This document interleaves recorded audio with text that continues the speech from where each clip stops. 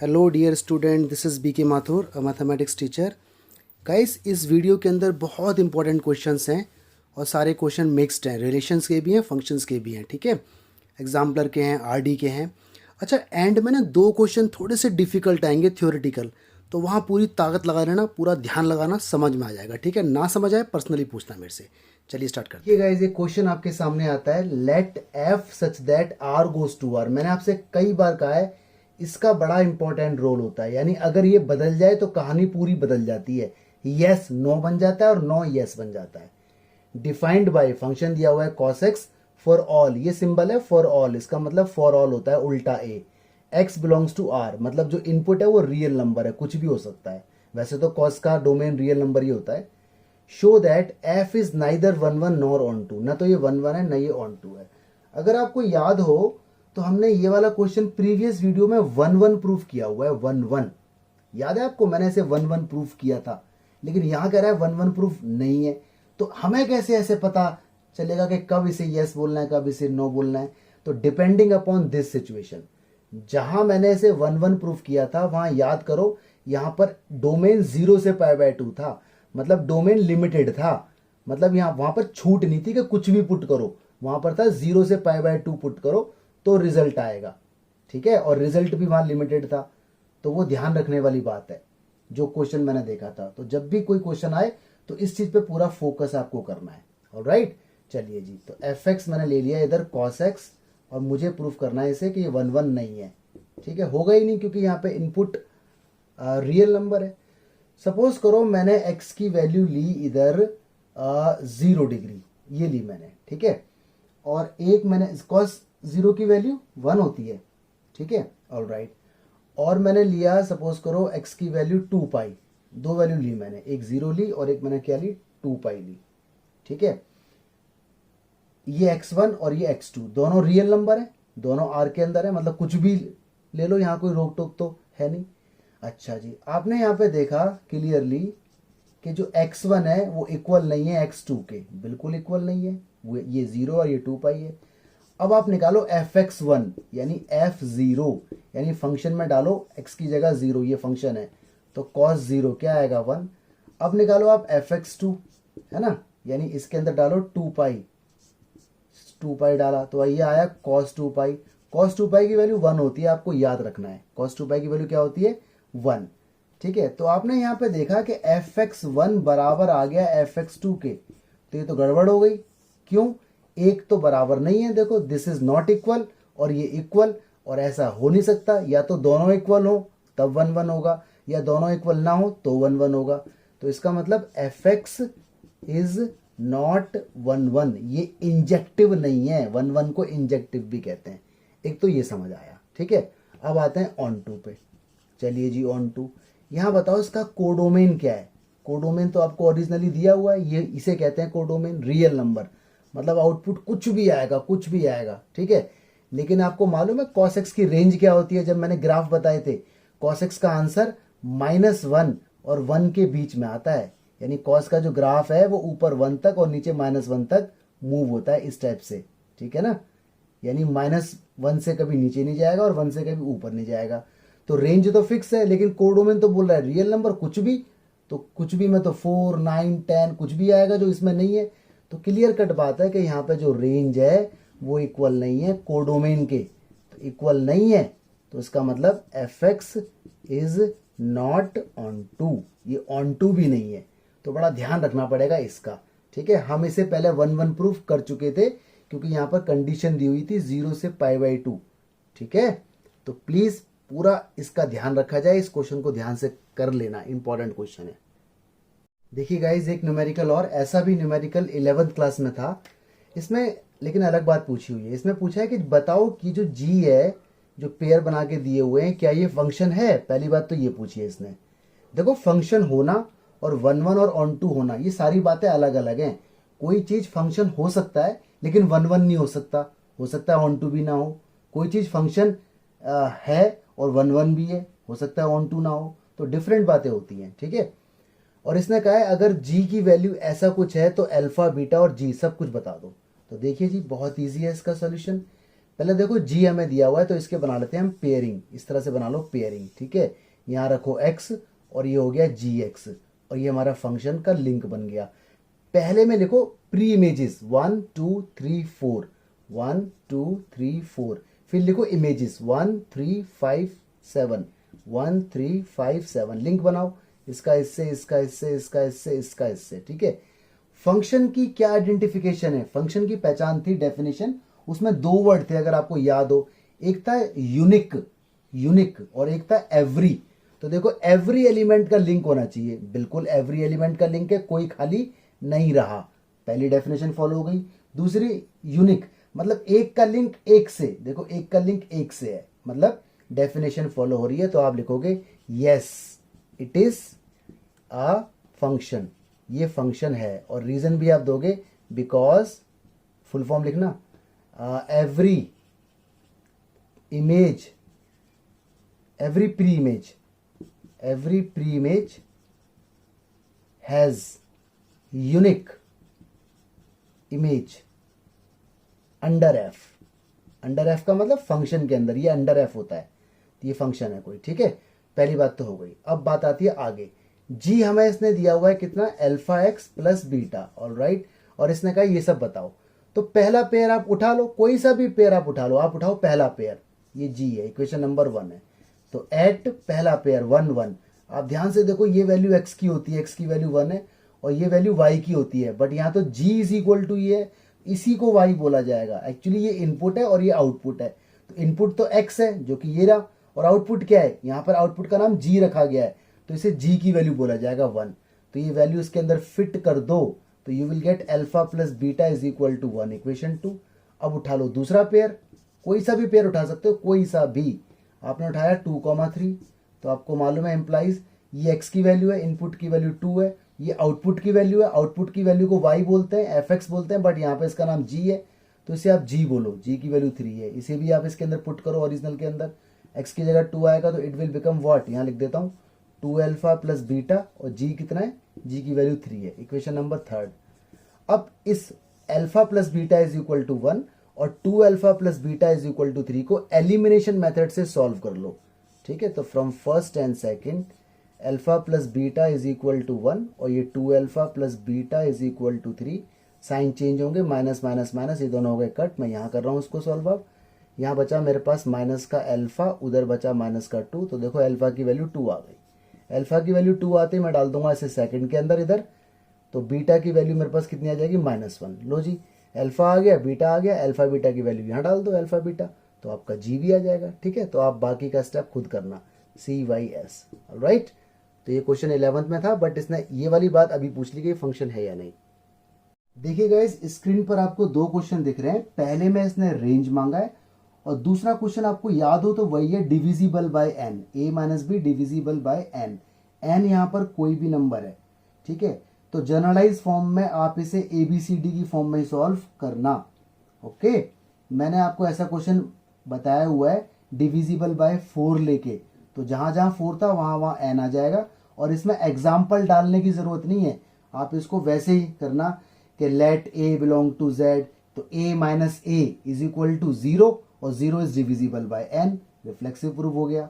Symmetric में पहला example हम ट्रू मानते हैं, तो a minus be divisible by n implies b minus a is also divisible by n, symmetric भी हो गया प्रूफ। ट्रांजिटिव में ABC 3 number, a minus b divisible by n and b minus c divisible by n implies a minus c is also divisible by n, इस तरह से आपको लिखना है, यहाँ एग्जाम्पल डालने की जरूरत नहीं है। तो फिर भी मैं आपको पहला पार्ट बता देता हूँ इसका। तो fx मुझे दिया हुआ है 3 माइनस कॉस एक्स और मुझे निकालनी है इसकी रेंज, ठीक है। 2 minus cos x, this is actually 2 minus cos x. देखो इस पूरे एक्सप्रेशन में आपको किस पार्ट की नॉलेज है, आपको नॉलेज है कॉस की, तो आप इधर लिखो -1 और 1 के बीच में होता है कॉस, ये रिलेशन आपको मालूम है।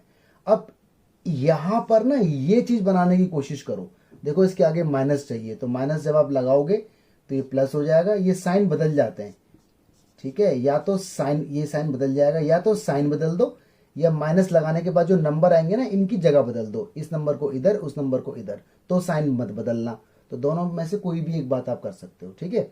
आगे देखो मुझे चाहिए 2, तो एडिंग 2 करो बोथ साइड, तो यहाँ पर भी 2 ऐड होगा तो 3 हो जाएगा ये, ठीक है, दिस विल बिकम 3। साइन पे कोई फर्क नहीं पड़ता ऐड करने पर, ये 2 ऐड करोगे इधर तो ये 2 है, एंड दिस विल, यहाँ 2 ऐड करोगे तो 1 आ गया, ठीक है। अब होगा इसका क्या, रेसिप्रोकल, क्योंकि मुझे 1 अपॉन समथिंग चाहिए, तो रेसिप्रोकल होगा तो देखो फिर साइन बदल जाएगा इसका, फिर साइन इसका बदल जाएगा 1/3। रेसिप्रोकल और माइनस आने से इसका साइन चेंज होता है, ऑलराइट, ध्यान रखना। तो ये साइन ऐसा हो जाएगा और ये रेसिप्रोकल होके पूरा फंक्शन ऐसा हो जाएगा, ए दिस विल, ठीक है। अब ध्यान से देखो आप, ये चीज तो यही बन गई और इसका नाम क्या है, एफ एक्स, यानी एफ एक्स आ गया। और याद करो रेंज क्या होता है, रेंज एफ एक्स को ही तो बोलते हैं आउटपुट को, तो एफ एक्स का आंसर 1 से छोटा और 1/3 से बड़ा, तो इसको आप इस तरीके से लिख सकते हो, ये आपकी रेंज है, ठीक है, दिस इज योर रेंज, तो ये आंसर है, तो आप देख लेना प्लीज। हाँ जी गाइस, एक क्वेश्चन आ गया आपके सामने, इसने कहा है डोमेन बताओ। डोमेन मतलब एक्स की वैल्यू है ना, इनपुट, यानी एक्स की वैल्यू क्या क्या इसमें रख सकते हैं ताकि हमारा फंक्शन डिफाइंड रहे। तो ये क्वेश्चन वैसे 11th क्लास का है, बट मैं आपको बता रहा हूँ क्योंकि 12th में भी कभी कभी आ जाता है, ये एग्जाम्पलर का क्वेश्चन है। तो देखिए पहले तो अंडर रूट के अंदर ही अंदर आप कर दो इसके मिडिल टर्म स्प्लिट, तो x-2 और x-1 इसके मिडिल टर्म स्प्लिट हो गए, ठीक है। यहां से x की वैल्यू एक 2i और एक 1i, अगर 0 के इक्वल इसे रखें मन मन में, तो x की वैल्यू 2 और एक x की वैल्यू 1 आएगी, ठीक है। अब इसे नंबर लाइन पे आप डाल दीजिए, इधर -∞ और इधर +∞। आपको मालूम है ना अंडर रूट के अंदर वाली वैल्यू जो भी होती है, यानी ये वैल्यू पूरी की पूरी या तो 0 हो जाए या 0 से बड़ी हो जाए, क्योंकि अंडर रूट के अंदर कभी नेगेटिव अलाउ नहीं करते हम लोग, या तो 0 हो जाए या 0 से बड़ा हो। 0 से बड़ा का मतलब समथिंग पॉजिटिव, ठीक है। तो इसका अगला स्टेप ये था, x की वैल्यू 2 और 1i मन मन में रखा हमने 0 के equal, x-2 is equal to 0, x की value 2i, x-1 is equal to 0, x की वैल्यू 1i। तो एक बार 1 डाल दो इधर, एक बार 2 डाल दो, आइडिया से डाल दो, यहाँ 1 है और यहाँ 2 है, क्योंकि यहाँ इक्वल का साइन है तो ये 1 भी इंक्लूड होगा और 2 भी इंक्लूड होगा, ठीक है। अगर ये इक्वल ना होता तो ये एक्सक्लूड रहता, इसका मतलब 2 नहीं लेना, अभी 2 लेना है क्योंकि ये फिल्ड है, इसे बोलते हैं इंक्लूड करना, क्लोज इंटरवल। इसके बाद हमेशा इधर प्लस लगाओ, इधर माइनस इधर प्लस, ठीक है। ये जब के लिए है जब अंडर रूट के अंदर दो दो वैल्यू निकलती हैं, ओके, तब ऐसा होता है।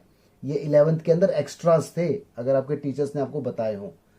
अब देखो जब भी ओरिजिनल क्वेश्चन में ग्रेटर देन का साइन होगा तो आंसर ये और ये माना जाएगा, तो हमारा डोमेन आ गया जी, एक्स बिलोंग करेगा, मतलब एक्स की वैल्यू जो भी होंगी, एक तो ये वाली होगी और एक ये वाली होगी, इसे लिखा जाएगा -∞ से 1 तक, ठीक है। ये इंक्लूड ये एक्सक्लूड होता है, इनफाइनाइट हमेशा एक्सक्लूड, यहाँ क्या आएगा यूनियन, और इसे लिखा जाएगा जी 2 से +∞ तक, ऐसे करके ये आपका क्लोज इंटरवल है, तो ये आपका डोमेन है, ठीक है। This is the result. जी गाइस 11th का क्वेश्चन रिपीट हो रहा है, इसने कहा डोमेन बताओ। तो देखिए अंडर रूट का डोमेन ऐसे निकलता है, आपको मालूम है ना अंडर रूट के अंदर वाली वैल्यू जो होती है वो हमेशा ग्रेटर देन इक्वल टू 0 होती है, ठीक है। यानी ये वाली वैल्यू कभी भी 0 से छोटी नहीं होगी, अंदर नेगेटिव अलाउ नहीं होता। तो उसको आप 2 बार लिख दो, एक बार माइनस में और एक बार प्लस में, इस तरह से आप लिख सकते हो ग्रेटर देन इक्वल टू 0, ठीक है। अच्छा एक बात हमेशा आप ध्यान रखना कि ये जो x है ना, x ये हमेशा पॉजिटिव होना चाहिए, यानी इसके आगे प्लस का साइन होना चाहिए। तो देखो यहाँ तो पॉजिटिव है बट यहाँ कैसा है नेगेटिव, तो माइनस कॉमन ले लो, तो माइनस कॉमन लोगे तो ये प्लस हो जाएगा और ये वाला नंबर माइनस का हो जाएगा, 5 + x, ठीक है, greater than equal to 0। Minus यहाँ से हटेगा, जब ये माइनस यहाँ से हटेगा तो ये साइन ना बदल जाएगा, ठीक है, जो भी साइन लगा होगा वो रिवर्स हो जाएगा, ऐसा हो जाएगा, ठीक है। तो जब भी माइनस हटता है या माइनस से मल्टीप्लाई करते हैं तो ये साइन बदल जाता है।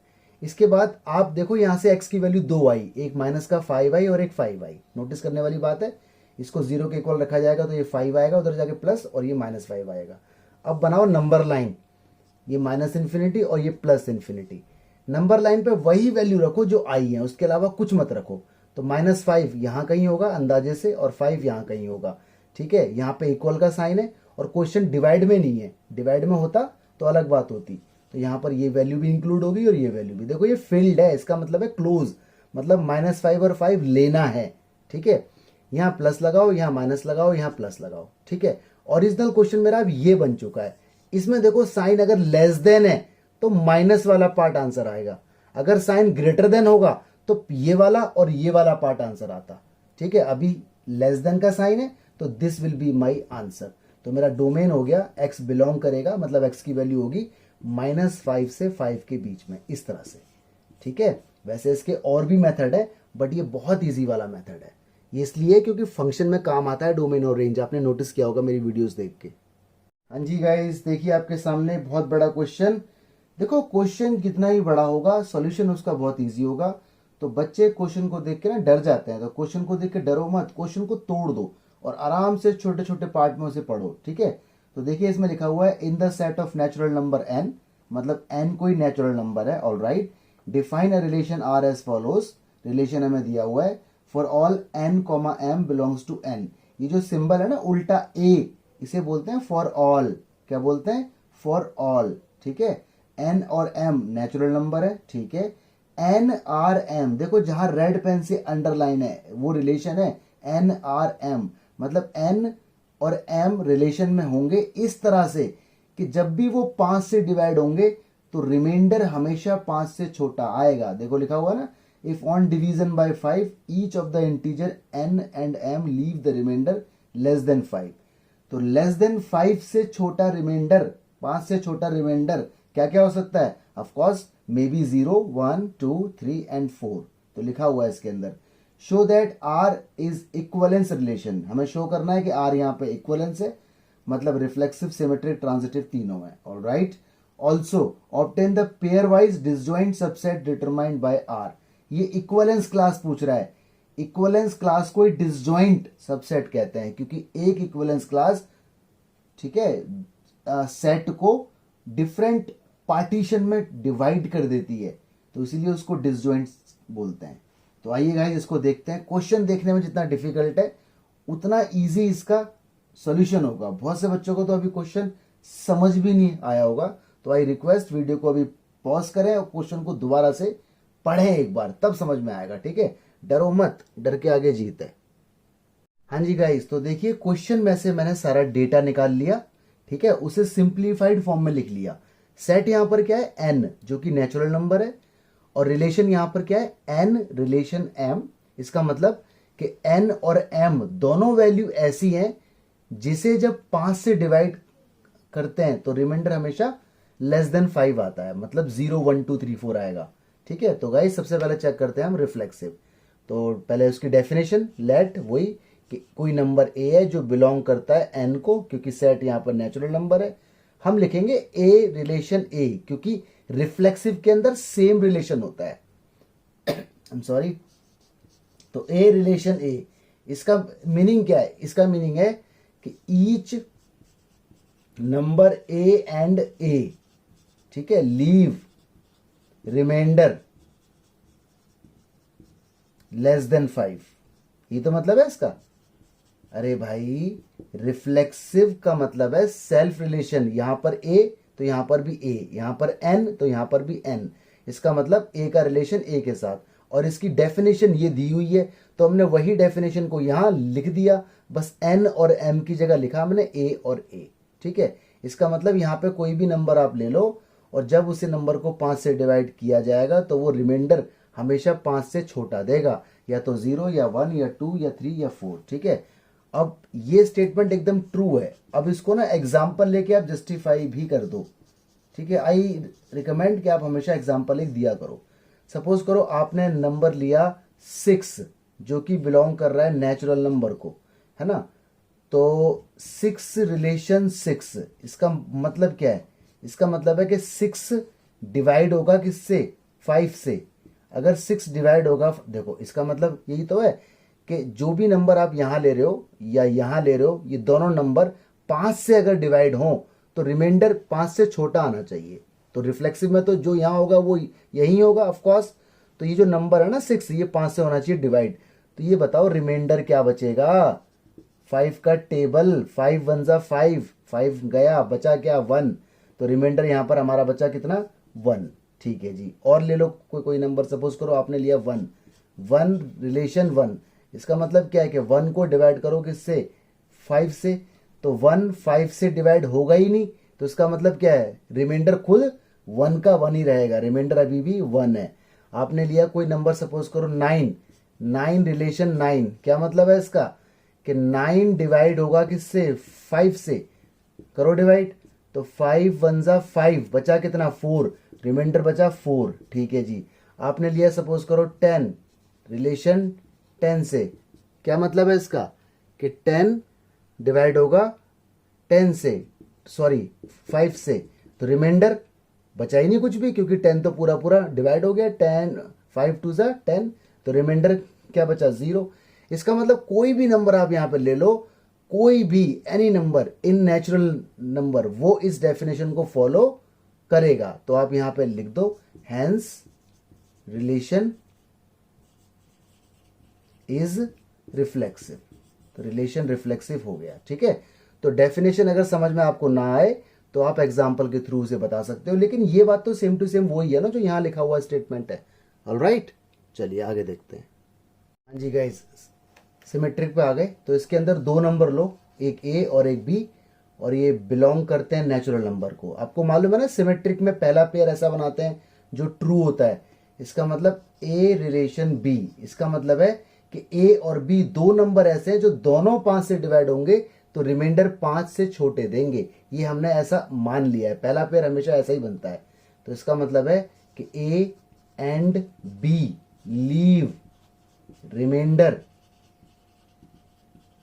Less than 5 when divided by 5, ठीक है जी। तो बेटा इंप्लाइज, अब इसका उल्टा चेक करो, बी रिलेशन ए, तो इसका मतलब भी तो यही होगा यार, जब ए और बी दोनों नंबर आपने ऐसे लिए हैं जो 5 से डिवाइड करने पर रिमाइंडर 5 से छोटा देंगे, तो बी ए भी तो इसी बात को फॉलो करेगा, यानी B and A leave remainder less than 5 when divided by 5, ठीक है जी। इसका मतलब ये बात ट्रू है ना। तो इसका मतलब क्या, रिलेशन इज सिमेट्रिक। अब आप चाहो तो यहां पर एग्जांपल की हेल्प से भी इसे बता सकते हो। सपोज करो आपने एक लिया 7 और एक लिया आपने 9, कुछ भी ले लो, कोई भी नंबर ले लो, लेकिन ऐसे लो जो 5 से डिवाइड होने पर रिमाइंडर 5 से छोटा है, तो वो हमेशा होगा ही होगा। ओके, कोई भी नंबर ले लो, इस नंबर का इससे कोई लिंक नहीं है, इस नंबर का इससे कोई लिंक नहीं, कुछ भी ले लो, ठीक है, बिलोंग करते हैं नेचुरल नंबर को। तो 7 रिलेशन 9, इसका मतलब क्या है कि 7 जब डिवाइड होगा 5 से, ठीक है, 7 जब डिवाइड होगा 5 से तो रिमाइंडर हमारा आएगा कितना, रिमाइंडर हमारा आएगा जी 2। और जब 9 डिवाइड होगा 5 से तो रिमाइंडर, ये रिमाइंडर का हुआ साइन, डिवाइड का साइन है, रिमाइंडर हमारा कितना आएगा 4, ठीक है। अब इसका उल्टा करो, इंप्लाइज, ये तो हो गया 7 9, अब करो 9 रिलेशन 7, चलो जी अब करो 9 जब डिवाइड होगा 5 से, ये क्या लगा देता हूं, बार बार प्लस लग जाता है, 9 जब डिवाइड होगा 5 से तो रिमाइंडर 4 आएगा, अच्छा जी। और 7 जब डिवाइड होगा 5 से तो रिमाइंडर कितना आएगा 2। इसका मतलब हर तरीके से रिलेशन सिमेट्रिक है। अगर मतलब ये दो नंबर अगर रिमाइंडर 5 से छोटा छोड़ रहे हैं तो इसका उल्टा वाला भी तो वही बात होगा, ठीक है। तो इसका मतलब आप यहां लिखोगे रिलेशन इज सिमेट्रिक। तो कुछ नहीं है न्यूमेरिकल में, ये अपने आप में कोई न्यूमेरिकल नहीं है, थ्योरी है बस, लेकिन बच्चों को डरा देता है ये। अब आ जाते हैं सिमेट्रिक उस पे, ट्रांजिटिव पर। गाइस ट्रांजिटिव आ गया आपके सामने, तो इसके अंदर 3 ए बी सी बिलोंग करते हैं नेचुरल नंबर को। पहले निकालेंगे ए रिलेशन बी, इसका मतलब वही लिख दिया, A and B leave remainder less than 5 when divided by 5, ठीक है। एंड करके फिर निकालेंगे बी का रिलेशन सी से, स्टेटमेंट वही लिखा मैंने सेम टू सेम। इंप्लाइज के बाद ए का रिलेशन निकालेंगे सी से, स्टेटमेंट मैंने वही लिखा, ठीक है। देखो जब भी ये बात बोल दी जाए ना, प्रूफ करो ये इक्वलेंस है, तो इसका मतलब ये तो मालूम है कि सब कुछ अवेलेबल होगा, रिफ्लेक्सिव सिमेट्रिक ट्रांजिटिव सब कुछ होगा। मेन चीज है how to represent in examination sheet, लिखना कैसे है उसको, ये इंपॉर्टेंट है। तो एग्जाम्पल देखो, कोई भी नंबर ले लो, कुछ भी, इसका इससे कोई मतलब नहीं, इसका इससे कोई मतलब नहीं, कोई भी नंबर ले लो नेचुरल नंबर, ये बिलोंग करते हैं नेचुरल नंबर को। तो पहले मैंने लिया 1 रिलेशन 5, ठीक है। इस 1 का इस 5 के साथ कोई लिंक नहीं है, मैं पहले बता रहा हूं, यहां इसका इससे कोई लिंक नहीं है, ये इंडिविजुअल एंटिटी है, अपने आप में अलग डील करेगी, ये 5 अपने आप में अलग डील करेगा। इसका मतलब है 1 को जब डिवाइड करेंगे 5 से तो रिमाइंडर 1 ही तो आएगा, क्योंकि 1 5 से डिवाइड होगा ही नहीं। और 5 को जब डिवाइड करेंगे 5 से तो पूरा डिवाइड हो जाएगा, रिमाइंडर कुछ आएगा ही नहीं, दैट इज 0। ठीक है, फिर ले लो 5 और 9 को। ठीक है, ए बी हो गया, अब ले रहे हैं बी सी। तो 5 और 9 5 से जब डिवाइड होंगे तो रिमाइंडर 0 और 4 आएंगे। ठीक है, अब ले लो 1 और 9 को, देखो ए बी बी सी, अब ए सी। ठीक है, तो किसी बच्चे के यहाँ एग्जाम्पल कुछ भी हो सकते हैं। तो ये भी देखो रिमाइंडर आपको 0 और 4 दे रहे हैं, मतलब हर केस में रिमाइंडर 5 से छोटा ही आ रहा है। इसका मतलब क्या है, रिलेशन इज, लिख देना यहाँ पे, रिलेशन इज ट्रांजिटिव। ठीक है, और नीचे लिख देना hence relation is equivalence, relation जो है वो इक्वलेंस है। ठीक है, साफ साफ लिख देना, मैंने थोड़ा बताया है, लिखा नहीं है, बट आप अपनी नोटबुक में लिखें हैंस रिलेशन इज इक्वलेंस, ये लिख देना प्लीज। ठीक है, चलिए अब निकालते हैं हम इसके ऊपर पार्टीशन क्लास। हाँ जी गाइस, तो देखिए जरा ध्यान से, मैंने इधर लिख दिया hence relation is an equivalence relation. ठीक है जी, और रिमाइंडर मेरे 0 1 2 3 4 के बीच में आने चाहिए, मतलब 5 से छोटे। ओके, अब निकालते हैं हम इक्वलेंट क्लास या फिर pair wise disjoint subset of relation. ठीक है, इक्वलेंट क्लास। तो गाइस आप खुद सोचो, नेचुरल नंबर में ऐसे कौन से नंबर होंगे जिनको 5 से डिवाइड करने पर रिमाइंडर हमेशा 0 आए। तो ऑफ कोर्स पहला नंबर 5 होगा, फिर 10 होगा, फिर 15 होगा, डॉट डॉट डॉट। देखो ये नंबर सारे के सारे आपके ऐसे हैं जिनको 5 से डिवाइड करने पर ये पूरे पूरे डिवाइड हो जाते हैं, मतलब 5 के मल्टीपल, और रिमाइंडर हमेशा कुछ आएगा ही नहीं, दैट मीन 0 आएगा। तो ये आपका एक सेट हो गया, इसका नाम रख दीजिए N1। N1 इसलिए रखा क्योंकि ओरिजिनल सेट का नाम N था। अगर ओरिजिनल सेट का नाम A होता तो हम इसको A1 नाम देते। ओके, चलो आगे सोचो। अब गाइस आप खुद सोचो, नेचुरल नंबर में ऐसे कौन से नंबर हैं जब 5 से डिवाइड होने के बाद रिमाइंडर हमेशा 1 छोड़ें। तो देखो एक तो 1 है, क्योंकि 1 5 से डिवाइड होगा ही नहीं, है ना। आगे बढ़ो, अब इसके अंदर 5 जोड़ते जाओ आप। 1 के अंदर 5 ऐड होगा तो कितना आएगा, 6। 6 के अंदर 5 ऐड होगा तो कितना आएगा, 11, डॉट डॉट डॉट। देखो हर एक नंबर ऐसा आएगा जो 5 से डिवाइड होने पर रिमाइंडर हमेशा 1 छोड़ेगा। ठीक है, तो इसका नाम रख दो आप सेट N2। आगे सोचो, कोई नंबर ऐसे सोचो नेचुरल नंबर में, पहला नंबर सोच लो जिसको 2 से डिवाइड करने पर रिमाइंडर हमेशा जिसको 5 से डिवाइड करने पर रिमाइंडर हमेशा 2 आए। तो पहला नंबर तो 2 ही है, क्योंकि 2 5 से डिवाइड होता ही नहीं। तो जब 2 5 से डिवाइड हो गया ही नहीं तो रिमाइंडर 2 का 2 ही रह गया। अगला निकालो, 5 ऐड कर दो, कितना आ गया 7, फिर 5 ऐड कर दो, कितना आ गया 12, आता रहेगा ऐसे ही। ठीक है, खुद सोचो भाई, जब 7 5 से डिवाइड होगा तो 5 1 जा 5, बचा कितना 2, तो 2 ही हमें रिमाइंडर क्लास चाहिए, यानी इसका नाम हो गया N3। ठीक है, आगे कैसे कौन से नंबर है जिनको 5 से डिवाइड करने पर रिमाइंडर 3 आए। तो पहला नंबर तो 3 है, अगला इसके अंदर 5 ऐड करो 8, अगला इसके अंदर 5 ऐड करो 13, डॉट डॉट डॉट। तो ये आपका N4 हो गया। ऐसे ही ऐसा कौन सा नंबर है जो 5 से डिवाइड करने पर रिमाइंडर 4 छोड़े। तो खुद तो एक 4 है, फिर एक 5 ऐड करो 9, फिर 5 ऐड करो, कितना आ गया 14, डॉट डॉट डॉट। ये हो गया आपका N5। ये आपके हो गए सेट, इन्हें ही बोलते हैं डिसजॉइंट सेट। देखो डिसजॉइंट इसलिए बोलते हैं क्योंकि इसका कोई भी मेंबर देखो किसी और में नहीं है, इसका कोई भी मेंबर किसी और सेट में नहीं है। तो ये सारे के सारे डिसजॉइंट हैं, इनका इंटरसेक्शन 0 है, इसमें कोई कॉमन नहीं है, इसलिए इनको डिसजॉइंट या इक्विवेलेंट पार्टीशन भी बोलते हैं। इक्विवेलेंट क्लास तो बोलते ही हैं। अब देखो यहां पर आप कह सकते हो कि आप N1 union N2 union N3 union N4 union N5, मतलब इन सबको अगर आप कंबाइंडली लिख दोगे तो आपको एक सेट मिलेगा नेचुरल नंबर। तो डिसजॉइंट सेट की ये प्रॉपर्टी है कि सारे सेट को अगर जोड़ दिया जाए, उनको कंबाइंड कर दिया जाए तो ओरिजिनल सेट मिल जाता है। तो देखो ये मिल गया। ऑलराइट, तो ये क्वेश्चन एग्जाम्पलर के अंदर है, एग्जाम में आएगा तो 6 मार्क्स में आएगा, वरना नहीं आएगा। तो प्लीज आप इसे देख लेना, क्वेश्चन थियोरेटिकल है, मुश्किल नहीं है, इजी है। देखिए गाइज, ऑन टू निकालने का फॉर्मूला क्या होता है, जब 2 सेट दिए होते हैं, सपोज करो पहले सेट में n नंबर है और दूसरे सेट में m नंबर है, तो नंबर ऑफ सरजेक्शन ऑन टू निकालने का फॉर्मूला, ऑन टू आपको याद है ना, बी में every image must have some pre images in B A, ये इसकी डेफिनेशन थी। अगर नहीं याद तो पीछे से पहले याद करो जाके वीडियोस देख के। तो नंबर ऑफ सरजेक्शन का फॉर्मूला होता है NCM, m फैक्टोरियल अगर n बड़ा है या इक्वल है m के, ठीक है, और 0 होता है अगर n छोटा है m से। तो इधर देखो a के अंदर कितने मेंबर्स हैं, n मेंबर्स हैं, ठीक है, और b के अंदर कितने मेंबर हैं, 2, यानी n is greater than b, यानी ये वाला फॉर्मूला लगेगा ऑन टू निकालने के लिए। ओके, जो अभी हमने इसके पीछे वाला एग्जांपल देखा था वो हमने 1 का देखा था। ओके, ये ऑन टू का है मेनली, हालांकि उसके अंदर 1 ऑन टू दोनों बातें की थी, बट वहां पर जो ऑप्शन वाला आंसर था वो 1 को देख के आ रहा था। तो इसे देखते हैं। तो आप यहाँ निकालिए टोटल सरजेक्शन यानी टोटल ऑन टू, निकालिए जी, n की जगह n, c, m की जगह 2 और 2 फैक्टोरियल, इसे खोल दो, n फैक्टोरियल और ये 2 फैक्टोरियल और n माइनस 2 फैक्टोरियल, इनटू में कितना है 2 इंटू 1, यही आएगा। इम्प्लाइज, इसे जरा खोलो, ये आएगा n, अगला n माइनस 1, अगला n माइनस 2 फैक्टोरियल पर ब्रेक लगा दो, नीचे 2 इंटू 1 और ये n माइनस 2 फैक्टोरियल, इंटू में 2 इंटू 1 है, देखो दोनों दोनों कट गए, इससे ये भी कट गया, तो आपका आंसर आया n square minus n, this is the result. Okay, तो ये फॉर्मूला आपको याद रखना है, ये एनसीईआरटी के अंदर नहीं है, एक्स्ट्राज हैं। हाँ जी गाइस, एक क्वेश्चन देखो, सेट ए के अंदर 5 मेंबर है, ऑल राइट, इसे सपोज करो मैं m बोल देता हूँ, इसकी वैल्यू m है, और सेट बी के अंदर 6 एलिमेंट है, इसे मैं बोल देता हूँ n, ठीक है।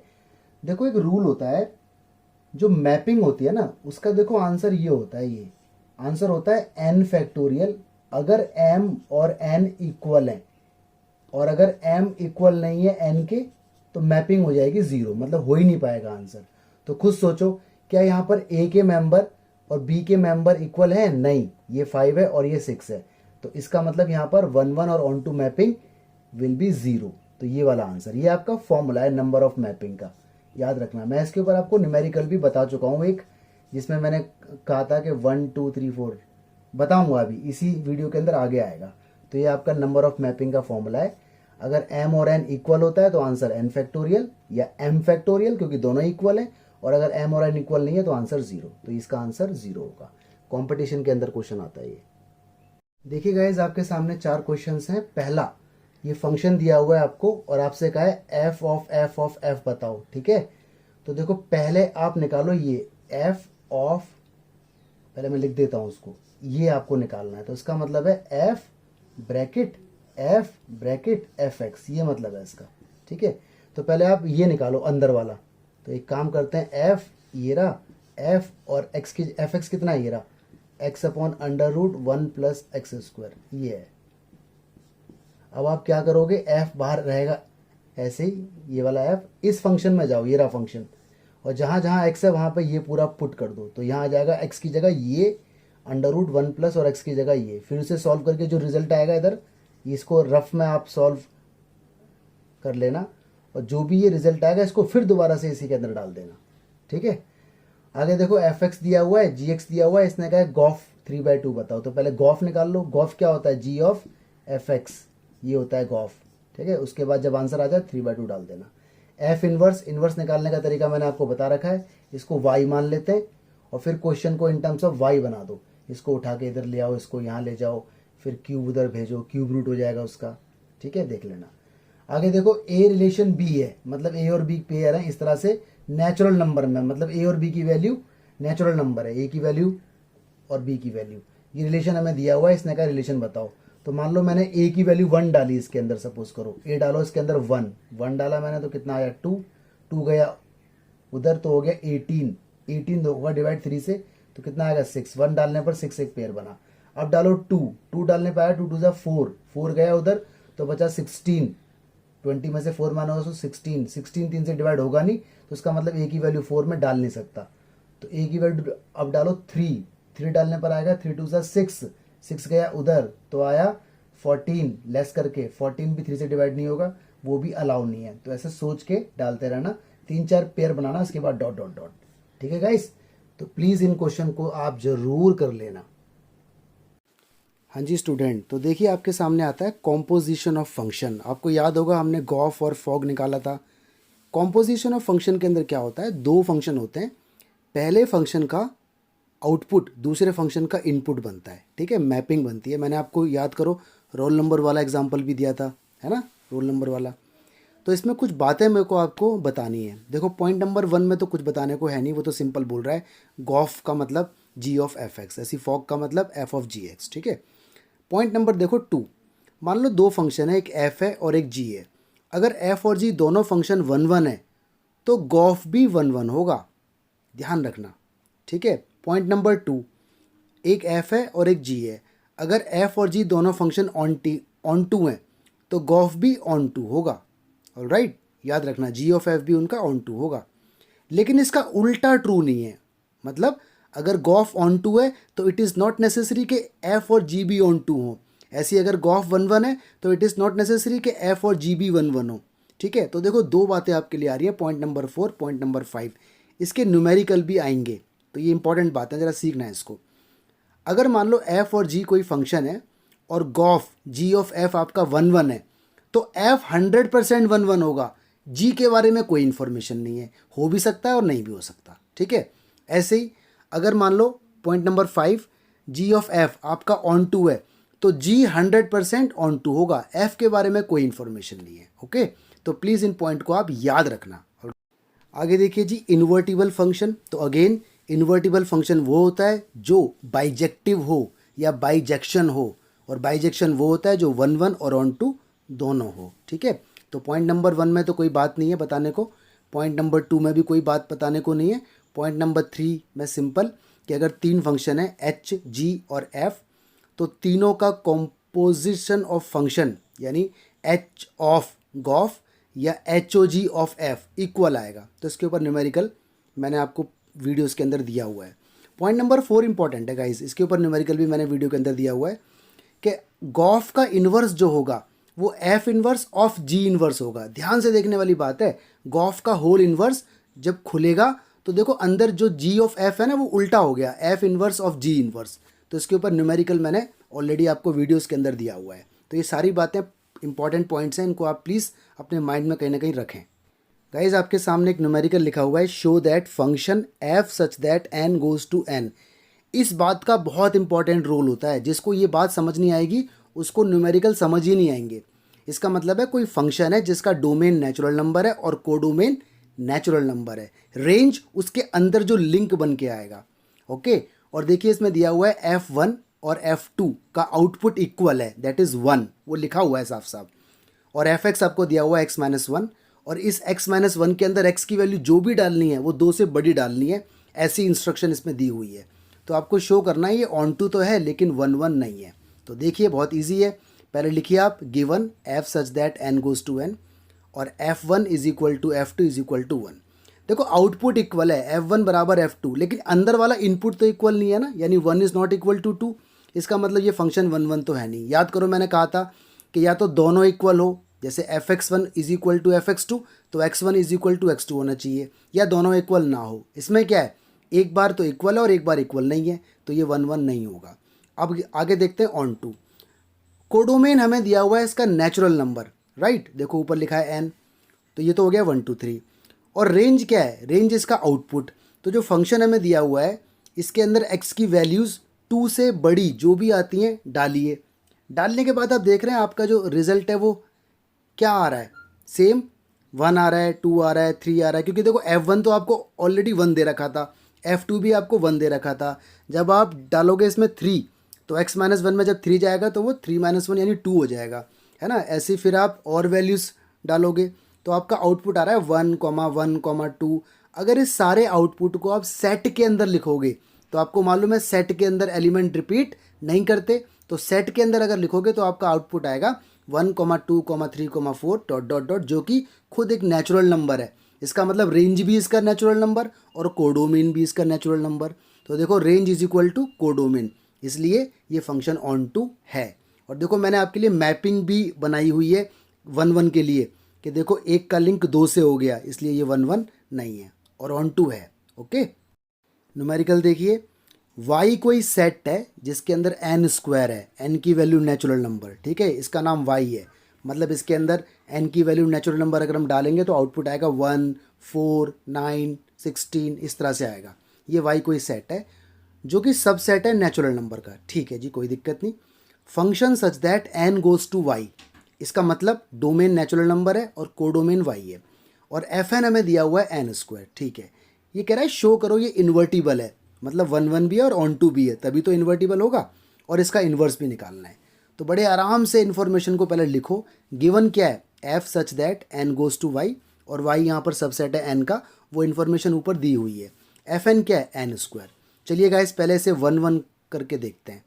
मान लीजिए मैंने दो आउटपुट लिए, एक 1 लिया और एक 2 लिया, दोनों नेचुरल नंबर हैं, क्योंकि आउटपुट मुझे यहाँ इनपुट लिए मैंने दो, और दोनों ही नेचुरल नंबर है, और इसके अंदर नेचुरल नंबर ही इनपुट हो सकता है as per the condition of function. तो अगर मैं इसके अंदर f1 डालता हूँ तो मेरा आंसर देखो 1 का स्क्वायर 1 हो जाएगा। अगर मैं 2 डालता हूँ तो 2 का स्क्वायर मेरा 4 हो जाएगा।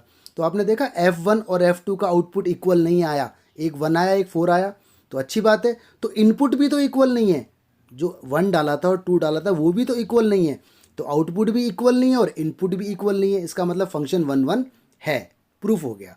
आगे देखो कोडो, देखिए कोडोमेन आपको दिया हुआ है वाई, इंस्ट्रक्शन है, और वाई यहाँ पर नेचुरल नंबर का सेट है। चलो इसको तो रोक लो। रेंज हमारा एफ एन है, अगर हम फंक्शन में वैल्यू डालेंगे तो रेंज हमारा आएगा 1 4 9 16, ये सब आएगा, ओके। और एफ एन हमारा नेचुरल नंबर का सबसेट है, क्योंकि 1 4 9 16 भी नेचुरल नंबर के पार्ट होते हैं। तो आपने यहाँ पे देखा जो रेंज है और जो कोडोमेन है दोनों तो सेम हो गए, क्योंकि कोडोमेन तो है ही 1 4 9 16, ऊपर उसमें वाई लिखा हुआ है, और रेंज यहाँ पर जो हमारा आउटपुट है वो है। तो आपने देखा range is equal to codomain, इसका मतलब फंक्शन ऑन टू है। फंक्शन ऑन टू है तो इसका मतलब फंक्शन इन्वर्टिबल है, ठीक है। चलिए दोनों बातें प्रूव हो गई, फंक्शन इज इन्वर्टिबल। अब निकालना है फंक्शन। तो फंक्शन को पहले वाई लेट करो, और वाई क्या है, कोई भी वैल्यू जो कैपिटल वाई को बिलोंग करेगी। कैपिटल वाई ऑलरेडी गिवन है, तो जब भी इन्वर्स निकालना होता है पूरे फंक्शन को वाई का नाम देते हैं। अब एन की value in terms of y निकाल दो, तो स्क्वायर उधर जाएगा तो रूट वाई बन जाएगा। तो जो रिजल्ट आया that is your f inverse, okay. Next question आपके सामने आता है, consider f such that R positive goes to 4 infinity. देखिए आर पॉजिटिव का मतलब है पॉजिटिव रियल नंबर, तो ये तो हो गया इसका डोमेन, और जो इसका कोडोमेन है वो 4 से लेके इन्फिनिटी तक है, 4 यहाँ पे इंक्लूडेड है। एफ एक्स आपको दिया हुआ है x square plus 4, show that F is invertible, यानी ये 1 1 ऑन टू दोनों होना चाहिए। इसके बाद एफ इनवर्स निकालना है हमें, और आंसर भी इसने दिया हुआ है कि यही आंसर आना चाहिए, रूट वाई माइनस 4, ओके। आर पॉजिटिव यहाँ पर set of all non negative real number है, ऑल राइट, नो डाउट। तो गिवन आपने लिखा f such that R positive goes to 4 to infinity, f x आपने लिखा एक्स स्क्वायर प्लस 4। तो पहले बात करते हैं 1 1 की, ओके। देखो अगर एफ एक्स 1 इक्वल नहीं है एफ एक्स 2 के, तो x जहाँ पर है वहाँ x1 डालो, तो ये बनेगा x square 1 plus 4 not equal x square 2 plus 4, 4 से 4 हो गया कैंसिल, और स्क्वायर से स्क्वायर भी हो गया कैंसिल, तो x1 not equal to x2 हो गया। क्योंकि हम इसके अंदर x1 की वैल्यू नेगेटिव तो लेंगे नहीं, हम लेंगे ओनली पॉजिटिव। रीज़न, क्योंकि आपको जो इनपुट अलाउड है ना वो आर पॉजिटिव है, मतलब पॉजिटिव नंबर डालो बट रियल नंबर। एग्जाम्पल भी लेके दिखा दो, जैसे आपने 1 और 2 लिया, दोनों पॉजिटिव रियल नंबर है। देखो 1 is not equal to 2 of course. अब फंक्शन के अंदर एफ एक्स 1 यानी f1 डालो, जो फंक्शन एक्स स्क्वायर प्लस 4 है, रिजल्ट आएगा 5, फिर डालो 2, रिजल्ट आएगा आपका 8, फंक्शन वो ऊपर एक्स स्क्वायर प्लस 4। तो आपने देखा एफ एक्स 1 और एफ एक्स 2 का आउटपुट भी इक्वल नहीं आ रहा, तो इनपुट भी इक्वल नहीं, आउटपुट भी इक्वल नहीं, इट मीन्स फंक्शन इज़ 1 1, क्योंकि मैंने कहा था या तो दोनों इक्वल हो या दोनों इक्वल ना हो। अब निकालते हैं ऑन टू। ध्यान से देखो इसका कोडोमेन क्या है, वो ऑलरेडी आपको दिया हुआ है 4 टू इन्फिनिटी, ऑलराइट। तो अब रेंज के बारे में, जब भी रेंज निकालते हैं ओरिजिनल क्वेश्चन को वाई मान लेते हैं, और वाई वही होता है जो कोडोमेन के अंदर लाई करता है। तो ओरिजिनल क्वेश्चन को मैंने वाई माना। अब यहाँ से एक्स की वैल्यू निकालने की कोशिश करो, 4 इधर आया माइनस का हो गया, स्क्वायर रूट आया रूट का हो गया, तो एक्स की वैल्यू आ गई रूट वाई माइनस 4। अब 11th क्लास में आपने रेंज निकालना सीखा था रूट का, हालांकि इस वीडियो के अंदर भी कुछ क्वेश्चंस हैं, ठीक है, स्टार्टिंग में मैंने आपको बताए हैं। जब भी रूट का रेंज निकालना होता है तो रूट के अंदर वाली वैल्यू या तो 0 होगी या 0 से बड़ी होगी। तो 4 गया उस साइड, तो y की वैल्यू क्या आई, 4 से बड़ी, 4 से कितनी बड़ी, इन्फानाइट। तो हमारा रेंज आ गया 4 से इन्फिनिटी, 4 इंक्लूडेड है। तो नोटिस करने वाली बात, जो आपका रेंज है वही यहाँ पर आपका कोडोमेन है, इसलिए ये फंक्शन ऑन टू है। अब क्योंकि ये ऑन टू है और 1 1 है तो ये इन्वर्टिबल भी है, तो मैंने यहाँ लिखा नहीं है, आप लोग लिख देना, hence it is also invertible. और जो आपकी x की value in terms of y आई थी ना, वही आपका इन्वर्स है, तो इसलिए f inverse is equal to root y minus 4। Okay, हाँ जी, एक थियोरेटिकल क्वेश्चन आपके सामने आता है। Consider the identity function I N such that N goes to N. Identity function वो होता है जिसके अंदर जो इनपुट डालोगे वही आउटपुट आएगा। ओके, तो यहाँ पे डोमेन क्या है, N, that is natural number. Codomain क्या है, that is also N, natural number. Range इसके अंदर जो लिंक बन के आएगा, तो इसका तो रेंज वही होगा, जो जो इनपुट है वही आउटपुट होगा। ठीक है, अच्छा जी, तो आई एन ब्रैकेट में एक्स, इसकी वैल्यू भी दे दी कि आइडेंटिटी फंक्शन यहाँ पे I N is equal to x है। ये जो सिंबल है इसे बोलते हैं फॉर ऑल, ये जो उल्टा ए बना है, for all x belongs to natural number.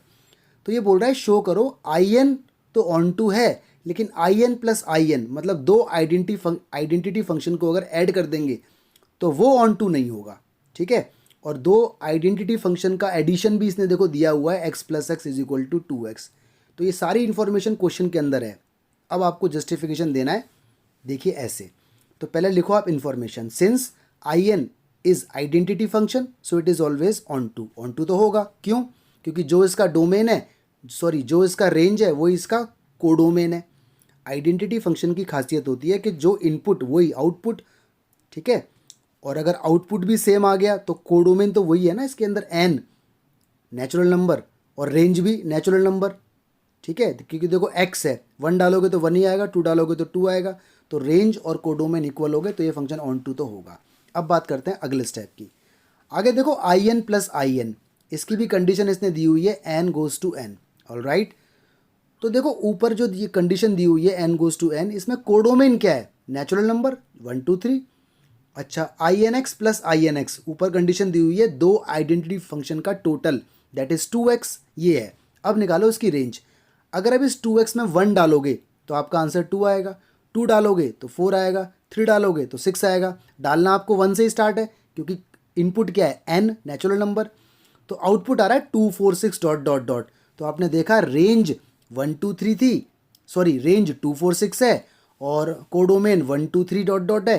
तो मतलब रेंज और कोडोमेन इक्वल नहीं है, इसका मतलब I N x plus I N x onto नहीं होगा। दो आइडेंटिटी फंक्शन का एडिशन ऑन टू नहीं है यहाँ पर। ओके, तो बड़े ध्यान से देखें, इसे लिख लें अभी। देखिए दो पार्ट हैं इसके अंदर। पहले तो कंडीशन देखो, f such that R goes to R. ठीक है, डोमेन यहाँ पर real number, codomain real number.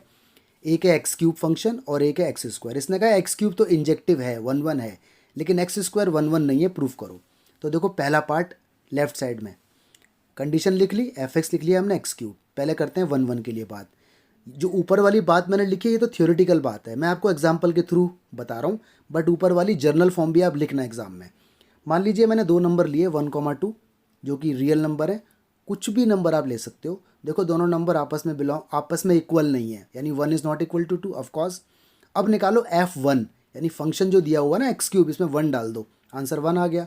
अब निकालो F2, फंक्शन जो दिया हुआ है एक्स क्यूब, इसमें 2 डालो, आंसर 8 आया। आपने देखा कि इनपुट भी इक्वल नहीं है, 1 इज़ नॉट इक्वल टू 2, और आउटपुट भी इक्वल नहीं है। तो इसका मतलब क्या है, दोनों ही इक्वल नहीं है, तो फंक्शन इज़ 1 1। मैंने कहा था ना, या तो दोनों इक्वल हो या दोनों इक्वल ना हो। ये तो हो गया प्रूफ। सेकंड वाला आप खुद ट्राई करना, ठीक है। चलिए देखिए गाइज, ये क्वेश्चन वही है जो मैंने अभी अभी आपको स्टार्टिंग में कुछ कॉन्सेप्ट बताए थे ना कॉम्पोजिशन फंक्शन के, तो वही चीज़ है। इसने कहा है कि भैया कोई भी एग्जाम्पल दे दो, ये गिवन नहीं है, ये गिव है। गिव एग्जाम्पल्स, 2 फंक्शन बताओ, एक एफ जो एन गोज टू जेड है, मतलब डोमेन नेचुरल नंबर हो और कोडोमेन इंटीजर हो, और कोई फंक्शन जी जो जेड गोज टू जेड है, मतलब डोमेन इंटीजर और कोडोमेन भी इंटीजर। गॉफ तो इंजेक्टिव होना चाहिए, मतलब 1 1 होना चाहिए गॉफ जी ऑफ एफ, लेकिन जी इंजेक्टिव ना हो, ऐसा कोई एग्जांपल बताओ। तो पहले आपने लिखी गिवन, सारी कंडीशन आपने लिख ली। देखो पहली 3 लाइन तो मैं आपको नहीं बता रहा हूँ। अब देखो इसके अंदर एग्जाम्पल आपको ये वाले लेट करने हैं। देखो जो एग्जाम्पल मैं दे रहा हूँ हो सकता है किसी और बच्चे के एग्जाम्पल अलग हो, तो मल्टीपल एग्जाम्पल हो सकते हैं। तो फिलहाल आप मेरा एग्जाम्पल देखो, एफ एक्स मैंने माना एक्स और जी एक्स मैंने माना मॉड्यूलस एक्स।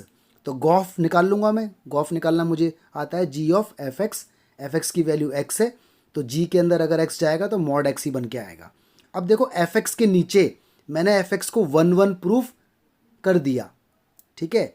जी एक्स के नीचे देखो जी एक्स 1 1 प्रूफ नहीं हो पाया, ठीक है। कंडीशन देखोगे समझ आ जाएगा, क्योंकि मैंने -1 डाला 1 डाला तो आउटपुट सेम आ गया, लेकिन इनपुट सेम नहीं है। तो एक जगह तो इक्वल, एक जगह इक्वल नहीं है, तो ये 1 1 नहीं माना जाएगा। लेकिन जो एफ एक्स वाला केस है उसमें इनपुट भी इक्वल नहीं है, आउटपुट भी इक्वल नहीं है, तो 1 1 है। फिर मैंने निकाला गॉफ, गॉफ के अंदर भी मैंने वैल्यूज़ ली अकॉर्डिंग टू द कंडीशन। तो देखो ये भी 1 1 प्रूफ हुआ, क्यों? क्योंकि इनपुट सेम नहीं है और आउटपुट भी सेम नहीं है, ठीक है। अब इसमें समझने वाली बात क्या है, देखिए इसमें समझने वाली बात क्या है, गॉफ जब निकालेंगे तो उसकी कंडीशन भी निकालनी पड़ेगी।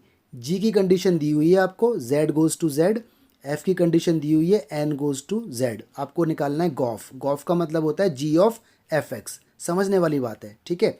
तो अंदर कौन है एफ एक्स, तो एफ एक्स के अंदर कौन इनपुट होगा n, तो स्टार्टिंग में n लगाओ गोज़ टू, ठीक है, आएगा ये जी के अंदर। अब देखो जी का आउटपुट क्या है z, तो जी का आउटपुट एंड में लगाओ, तो कंडीशन बनी n गोज़ टू z। फिर सुन लो, जी एफ एक्स है, तो अगर अंदर एफ एक्स है तो एफ एक्स का इनपुट n वो स्टार्टिंग में लिया, that will become code domain. और आउट जो टोटल आंसर है वो जी है, जी का आउटपुट क्या है z, तो दैट विल बिकम कोडोमेन। तो इस तरह से आपको डील करना है। नहीं समझ में आया दोबारा देखो वीडियो और लिख कर समझो, फिर समझ में आएगा। हाँ जी, एक और न्यूमेरिकल, इसने कहा है give example of two function. पहला function f such that N goes to n और दूसरा function g such that N goes to n. इसने कहा है गॉफ ऑन टू होना चाहिए लेकिन एफ ऑन टू नहीं होना चाहिए। तो अगेन काफ़ी सारे बच्चों के एग्जाम्पल अलग अलग हो सकते हैं। तो देखो कंडीशन के हिसाब से पहले फर्स्ट देखते हैं, f such that N goes to N. आप फंक्शन मानो x+1। एक्चुअली ये फंक्शन मैं इसलिए मान रहा हूँ क्योंकि ये दोनों फंक्शन इसमें सेट हो पाएंगे। आप अलग अलग सोचोगे तो अलग एग्जाम्पल दे पाओगे, बट इनिशियल लेवल पे आपको ये देखना पड़ेगा। चलिए जी, तो पहले इसको हमें करना है proof onto. Onto के लिए हम कोडोमेन और रेंज को देखते हैं। कोडोमेन यहाँ पे साफ साफ दिख रहा है n है, दैट इज़ नेचुरल नंबर। और रेंज क्या है भाई, अगर आप इसमें इनपुट नेचुरल नंबर डालोगे x+1 में 1 1 डालोगे तो आंसर 2 आएगा, 2 डालोगे तो आंसर 3 आएगा। इसका मतलब रेंज के अंदर कभी आउटपुट 1 नहीं आ पाएगा। तो क्लियर कट बात है, range is not equal to codomain. इसका मतलब f ऑन टू नहीं है, ये तो साबित हो गया। अब बात करते हैं जी की। देखो हालांकि बात ये गॉफ और f के बारे में बोल रहा है, बट हमें जी की बात भी करनी पड़ेगी। जी देखो थोड़ा सा अजीबोगरीब फंक्शन है। कंडीशन ऊपर मैंने इसमें लिख दी, g such that N goes to n. G x मानो x-1, ध्यान से देखना x-1, अगर x की वैल्यू 1 से बड़ी है, x की वैल्यू 1 से बड़ी डालोगे तो x-1 होगा जी, और अगर x की वैल्यू 1 लोगे तो जी एक्स की वैल्यू 1, ठीक है, इस तरह से मान। तो देखिए इसमें कोडोमेन क्या है इसका, वो तो ऊपर लिखा हुआ है n। रेंज क्या है भाई, जी एक्स में 1 डालोगे तो 1 डालोगे तो 1 तो है ही आंसर। देखो जी एक्स इज इक्वल टू 1 जब x की वैल्यू 1 है। 2 डालोगे तो x-1 में डालना पड़ेगा 2, तो आंसर आएगा अगेन 1।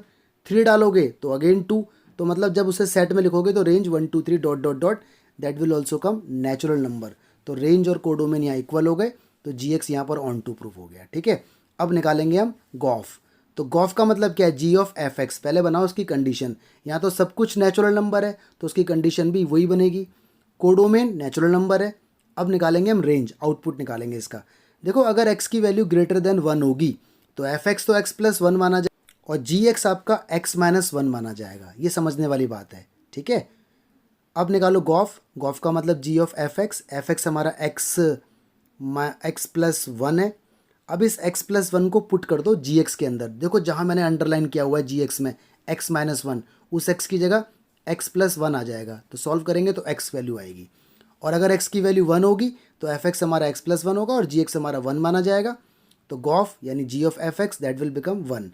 तो ये जो आया है गॉफ का आंसर x और गॉफ का आंसर 1, अगर इसको हम x की वैल्यूज़ 1 डालेंगे, 2 डालेंगे, 3 डालेंगे तो रेंज हमारा जो निकल के आएगा that will also become natural number. तो रेंज और कोडोमेन इक्वल हो जाएगा, तो गॉफ हमारा ऑन टू प्रूफ हो जाएगा, ठीक है। देखो थोड़ा सा इसमें टाइम लगाना पड़ेगा तभी समझ आएगा, ये थोड़ा सा थ्योरेटिकल क्वेश्चन है, तो इसको लिख लो पहले, उसके बाद इसे समझना।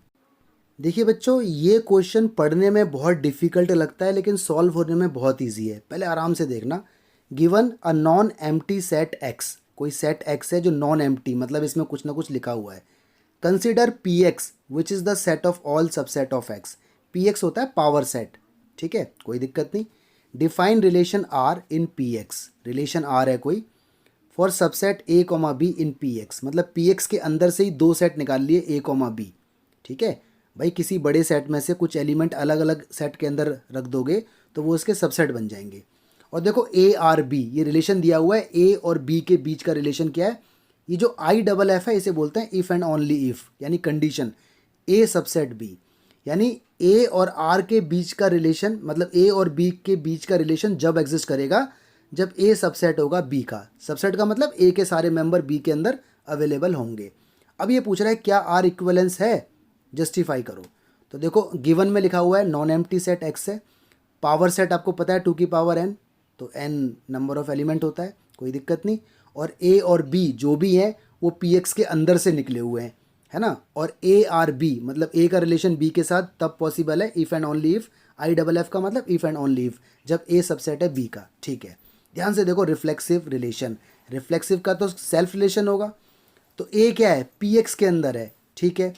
a सबसेट a ये तो ट्रू है भाई, हर एक सेट अपने आप का सबसेट होता है। जैसे 1 2 3 सबसेट है 1 2 3 का, क्योंकि जो 1 2 3 है वो उसमें भी तो 1 2 3 है, तो इसका मतलब a relation A R A ये पॉसिबल है, तो रिफ्लेक्सिव माना जाएगा। अब आ जाओ सिमेट्रिक पे। सिमेट्रिक में याद रखना पहली कंडीशन ट्रू मानते हैं, तो इसमें दो सेट लिए ए और बी जो पी एक्स के अंदर है, पहली कंडीशन मानो ट्रू, तो अगर ए सबसेट है बी का इसका मतलब ए का रिलेशन बी के साथ है। अब इसका उल्टा, क्या बी सबसेट होगा ए का, नो नॉट पॉसिबल, क्यों, अरे ए के मेंबर अगर सारे बी में हैं तो बी के मेंबर जरूरी थोड़ी है कि ए में हो, जैसे ए में 1 2 3 और बी में क्या है 1 2 3 4, है ना। तो ए के सारे बी में है लेकिन बी के सारे ए में नहीं है, तो उसका मतलब B subset is not A, तो रिलेशन सिमेट्रिक नहीं होगा। अब आ जाओ जी ट्रांजिटिव। ट्रांजिटिव में आपको 3 सेट लेने पड़ेंगे। अब बहुत से बच्चे कंफ्यूज हो जाते हैं कि सर क्वेश्चन में तो ए और बी दिया हुआ है, तो क्या हुआ, कोई सेट है उसमें से कितने भी सबसेट बना लो, तो ए और बी आपको दिया हुआ है, एक और ले लो सी। तो देखो let A B C P x के अंदर है, पहली दो कंडीशन हम ट्रू मानते हैं। अगर ए सबसेट है बी का, हमने मान लिया यस है, तो ए रिलेशन बी होगा, यानी अच्छी बात है। और बी सबसेट है सी का, मतलब बी के मेंबर सी के अंदर हैं, तो बी रिलेशन सी होगा। तो कॉमन सेंस की बात है, ए भी तो सबसेट होगा सी का, भाई ए के मेंबर सारे बी के अंदर हैं, बी के सारे सी के अंदर हैं, तो ऑटोमेटिक ए के सारे सी के अंदर होंगे ही होंगे, तो ये कंडीशन ट्रू है, इसका मतलब रिलेशन ट्रांजिटिव है, हैंस रिलेशन इज इक्विवेलेंस, ठीक है जी। हाँ जी, इसमें कह रहा है number of onto relation बताओ 1 2 3 n के अपने आप से। तो ध्यान से देखो इसका सॉल्यूशन, प्री इमेज के अंदर 1 2 3 डॉट डॉट डॉट n तक आएगा, इमेज के अंदर भी 1 2 3 डॉट डॉट डॉट n तक आएगा। ऑन टू बनाने के लिए बी के अंदर हर एक इमेज की ए के अंदर कुछ प्री इमेज होनी चाहिए। तो जो पहला वाला 1 है वो कितने नंबर के साथ डील कर सकता है, n नंबर के साथ। जो बी के अंदर नंबर 2 है वो कितने नंबर के साथ डील कर सकता है, n-1 नंबर के साथ, क्योंकि एक नंबर तो गया। जो नंबर 3 है वो कितने नंबर के साथ, n-2 नंबर के साथ, क्योंकि 2 नंबर ऑलरेडी यूज़ हो गए। तो अगर ये सारे नंबर आप एक साथ रखोगे तो ये बन जाएगा n, n-1, n-2 dot dot dot till 1, इसे बोलेंगे n फैक्टोरियल। तो n factorial is your result. दिमाग लगाना इसके अंदर। देखिए गाइज इसके अंदर ए सेट है, बी सेट है, एफ दिया हुआ है x² - x, जी दिया हुआ है 2, मॉड्यूलस x - हाफ और बाहर -1। इसने कहा बताओ ये इक्वल है या नहीं, तो ए की सारी वैल्यूज़ डाल दो एफ एक्स में, जी में भी डाल दो, आउटपुट इक्वल आए तो इक्वल है, नहीं तो नहीं है, ठीक है। सॉल्यूशन देखो समझ आ जाएगा। देखिए ये क्वेश्चन मैं आपके दिमाग पर छोड़ता हूँ और मैं आपको चैलेंज देता हूँ कि ये क्वेश्चन आपको समझ में आता है या नहीं आता है, ठीक है। अगर आता है तो कमेंट बॉक्स में लिखना यस आ गया, और नहीं आया तो मेरे से आप पर्सनली पूछना, ठीक है। This is challenge for you.